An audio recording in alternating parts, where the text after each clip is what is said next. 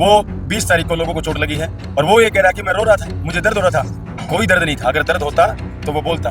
दर्द होता तो 20 तारीख को ही जो छात्रों के ऊपर जिस तरह से अत्याचार हुआ, उनके ऊपर लाठियां लगी, बहनों को चोटें लगी, भाइयों को चोटें लगी, 12-12 साल की लड़कियों को चोट लगी, 11वीं कक्षा की छात्रा को चोट लगी, वो चोटें नहीं लगती। इस तरह का दादागिरी, इस तरह की बदमाशियां जो सरकार के प्रशासन के द्वारा की गई है, क्योंकि ये छात्रों के हितों की जो लड़ाई थी, ये छात्रों के हितों की लड़ाई, पूरे देश का छात्र इकट्ठा होके और उन्होंने अपनी शक्ति दिखाई।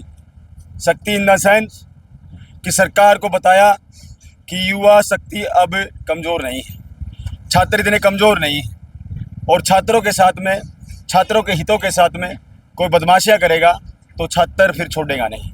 इसलिए हम लोग यहाँ पे धरने पे बैठे थे, मैं भूख हड़ताल पे बैठा था, हमारे सहयोगी साथी, हम 4 दिन के भूख हड़ताल पे थे, हमारे सहयोगी साथी हमारे साथ में बैठे थे। इसलिए क्योंकि हमारे एक डर था कि छात्रों की जो हितों की बात है उसको कोई जो है उसको उठाना चाहिए, क्योंकि आज पूरे देश के छात्र एक मंच पे हैं। एक मंच पे ना कोई जाति पूछ रहा, ना धर्म पूछ रहा, ना रंग पूछ रहा, कुछ नहीं पूछ रहा। वो सिर्फ बात कर रहे हैं तो अपनी शिक्षा की, और शिक्षा वो अधिकार है।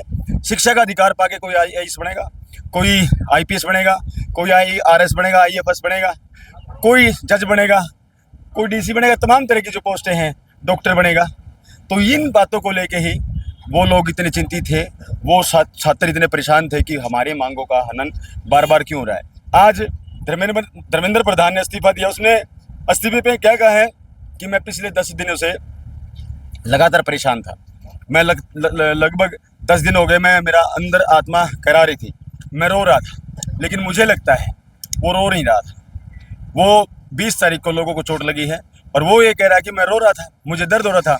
कोई दर्द नहीं था। अगर दर्द होता तो वो बोलता।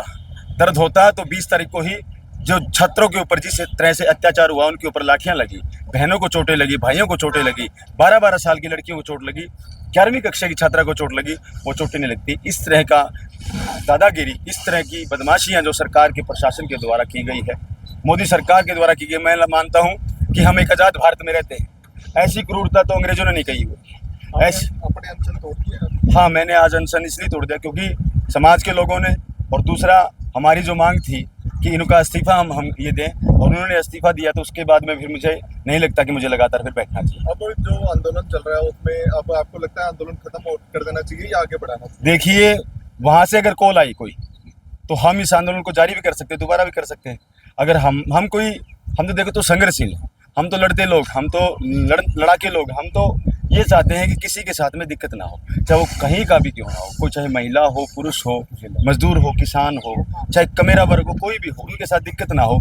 इसलिए हम लोगों ने ये आंदोलन को सींचा और सींच के इस आंदोलन को यहाँ तक लेके आए। और सबसे बड़ा धन्यवाद आपका है, आप पत्रकार बंधुओं का है, जो गरीबों, शोषित, पीड़ित, वंचितों की आवाज़ को इतने अच्छे लेवल पे दिखाया, इन छात्रों की बात को इतने अच्छे लेवल पे दिखा कि ताकि पूरा कश्मीर से कन्याकुमारी तक का छात्र जाग गया, और जागने के बाद में इतनी क्रांति, इतनी तेजी से क्रांति, क्योंकि जब देश का युवा जागा है, उस देश का शासक भागा है।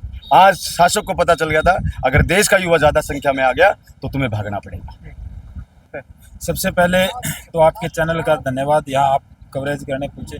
देखिए, ये इस्तीफा जो हमारे जेन जी है, जो युवा है, और ये देश युवाओं का देश है, तो जो दिल्ली के अंदर जो जंतर मंतर पर प्रोटेस्ट चला हुआ था, जो सरकार ने जो 20 तारीख को जो तानाशाही दिखाई थी, जिसमें हमारे युवा साथियों पर, हमारी बहनों पर जो लाठीचार्ज किया गया था, उसमें सारे देश को निचोड़ के रख दिया। ऐसी घटना पूरे भारतवर्ष में एक पहली घटना हुई थी, और हमारे युवा साथी इस बात पे अड़े हुए थे भी कि धर्मेंद्र प्रधान का इस्तीफा हो। जो बच्चे नीट में सुसाइड किया था, उनको सुसाइड में उनको जो आर्थिक सहायता, वो आर्थिक सहायता जाए। और कुछ मैं आपके चैनल के माध्यम से कहना चाहता हूँ कि कुछ लोगों का ये कहना था भी अब धर्मेंद्र प्रधान इस्तीफा दे देगा, क्या पता इससे आगे कोई और आ जाए। देखिए, इस इस्तीफे के बाद हर एक युवा, और इस आगे भी जो बीजेपी की सरकार है, वो अपने मंत्रिमंडल में सोच समझ के विचार करेगी, आगे ऐसी हरकत ना करेगी। तो सबसे पहले सभी का धन्यवाद।